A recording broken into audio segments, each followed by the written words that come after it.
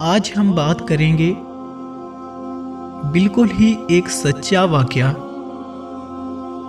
ایک آدمی جو فیصل آباد کے ایک بازار میں چوڑیوں کی دکان پر کام کرتا تھا، ایک عرصہ سے وہ عورتوں کو چوڑیاں چڑھاتا تھا۔ ایک روز وہ کسی لڑکی کے ہاتھ میں چوڑیاں چڑھانے لگا تو اس کے دل میں خیال آ گیا کہ یہ لڑکی کتنی خوبصورت ہے۔ اس لڑکی کے متعلق اس کے دل میں غلط جذبات ابھرے، لیکن بڑے بازار میں وہ اس لڑکی کے ساتھ کیا کر سکتا تھا؟ اس نے چوڑیاں چڑھائیں اور اس کا ہاتھ چھوڑ دیا۔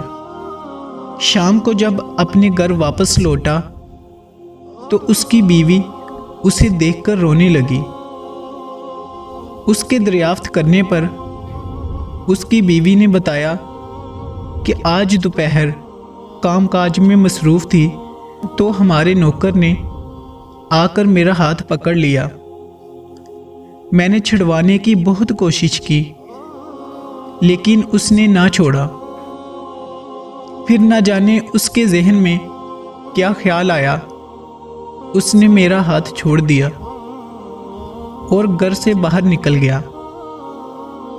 اب بس اس نوکر کو نکال دو۔